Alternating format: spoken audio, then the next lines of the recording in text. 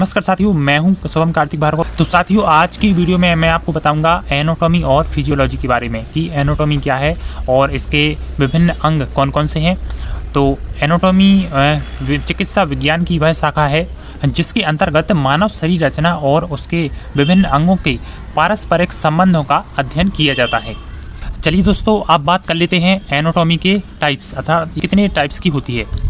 सबसे पहले सबसे इम्पोर्टेंट होती है माइक्रोस्कोपिक एनाटॉमी, उसके बाद होती है टोपोग्राफिक एनाटॉमी, उसके बाद एप्लाइड एनाटॉमी और इसके बाद रेडियोलॉजिकल एनाटॉमी और काइनेसियोलॉजी एनाटॉमी। इसके अतिरिक्त यदि बात करें माइक्रोस्कोपिक एनाटॉमी की, तो इसके अंतर्गत भी कई प्रकार से इसका अध्ययन किया जा सकता है, जैसे कोशिका विज्ञान, ऊतक विज्ञान, अंग विज्ञान और आकृति विज्ञान। और इसके बाद यदि बात करें डेवलपमेंट एनाटॉमी की, तो इसके अतिरिक्त इसके अंतर्गत भ्रूण विज्ञान, फोटल एनाटॉमी।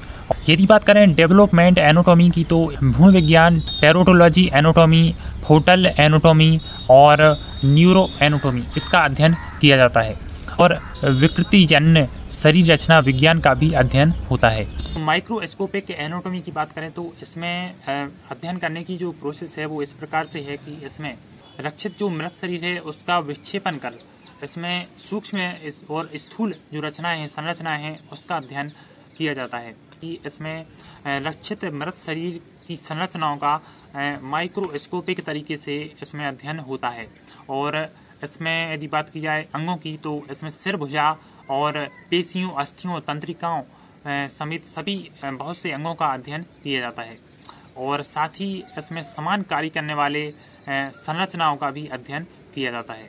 और चूंकि इसमें के बाद यदि बात की जाए टोपोग्राफिक एनाटॉमी की, तो इसमें शरीर की सतह पर स्थित संरचनाओं का विधिवत रूप से अध्ययन होता है। दोस्तों, यदि बात की जाए टोपोग्राफिक एनाटॉमी की, तो शरीर की सतह पर स्थित संरचनाओं का विधिवत रूप से अध्ययन होता है। और इसमें जैसे नवजात शिशु में जो कपाल पर स्थित अस्थियां होती हैं, उसे बच्चों के कोमल स्थान पर महसूस किया जा सकता है। यदि दोस्तों बात की जाए एप्लाइड एनाटॉमी की, तो इसमें रोग निदान एवं शल्य चिकित्सा से इसका संबंध होता है। और शल्य चिकित्सक शरीर का सर्वेक्षण कर इसमें उसका मरम्मत करना उसका उद्देश्य होता है। बात करें यदि रेडियोलॉजिकल एनाटॉमी की, तो इसमें एक्सरे फिल्म द्वारा शरीर की संरचनाओं का अर्थात शरीर के अंगों के आपसी संबंध को देखकर उसमें निहित दोषों का अध्ययन किया जाता है और उसका निदान किया जाता है। दोषों का अर्थात जो दोष होते हैं शरीर में, उसका निदान किया जाता है। तो यदि बात की जाए काइनेसियोलॉजी एनाटॉमी की, तो इसमें पेशीय गतियों एवं विशेष अस्थि पर पेशी के दबाव एवं खिंचाव का अध्ययन होता है। इसके अलावा माइक्रोस्कोपिक एनाटॉमी के अंतर्गत भी कई चीजों का अध्ययन किया जाता है, जैसे कोशिका, ऊतक, अंग विज्ञान। और जैसे कोशिका में कोशिका की संरचना है और उसकी जो इकाई है, उसकी उत्पत्ति, संरचना और उसकी विकृति का अध्ययन होता है। और ऊतक यदि बात की जाए, और यदि ऊतक की बात की जाए, तो इसमें शरीर के ऊतकों का सूक्ष्मदर्शी द्वारा विशेष रूप से अध्ययन होता है। साथ ही अंग विज्ञान के अंतर्गत भी कई चीजों का अध्ययन होता है, जैसे कनेक्टिव, मस्कुलर और एपिथेलियल टिश्यू। साथ ही नर्वस ऊतकों का भी इसमें अध्ययन होता है। साथ ही यदि बात की जाए आकृति विज्ञान की, तो आकृति विज्ञान के अंतर्गत शरीर के बाहरी स्वरूप को, बाहरी रचना जो शरीर की है, उसका अध्ययन विधिवत रूप से इसमें किया जाता है। इसके बाद डेवलपमेंट एनाटॉमी होती है, जिसके अंतर्गत इसके नाम से ही स्पष्ट है कि इसमें बच्चे के जन्म से लेकर, नवजात शिशु के जन्म से लेकर और युवावस्था और वृद्धावस्था तक इसका अध्ययन होता है। जैसे इसके अंतर्गत भ्रूण विज्ञान का अध्ययन होता है। इसके अंतर्गत भ्रूण के 8 सप्ताह तक होने वाले विभिन्न विकास क्रम का और रचनात्मक इकाई का भी अध्ययन उसमें होता है।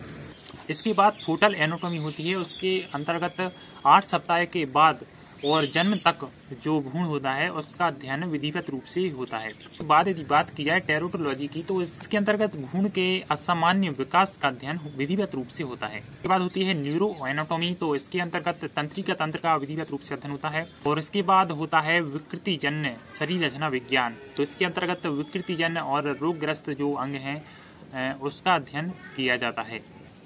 इसके अंतर्गत असामान्य रूप से रोगग्रस्त और क्षतिग्रस्त अंग जो हैं उसका अध्ययन होता है।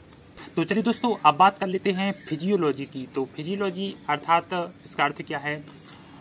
तो फिजियोलॉजी जो है वह चिकित्सा विज्ञान की वह शाखा है जिसमें शरीर से संबंधित होने वाली विभिन्न प्रक्रियाओं का विधिवत रूप से अध्ययन होता है। इसके अंतर्गत शरीर में विद्यमान विभिन्न भिन्न प्रकार के अवयवों, उनके कार्यों, उनके संबंधित चिकित्सा के नियम का विधिवत रूप से अध्ययन किया जाता है। जैसे आंखें देखने का कार्य करती हैं और कान सुनने का कार्य करते हैं, लेकिन जो फिजियोलॉजी है वह देखने और सुनने के रहस्य का अध्ययन करती है। आँखों और कानों के परस्पर संबंध और उसके आँखों पर जो रोशनी है, प्रकाश है, वह किस प्रकार से आँखों के लेंस पर पड़ता है और कानों के पर्दे पर किस प्रकार से ध्वनि पड़ती है और किस प्रकार से वह हमें सुनाई देती है, इन सभी का जो अध्ययन है वह फिजियोलॉजी के अंतर्गत किया जाता है।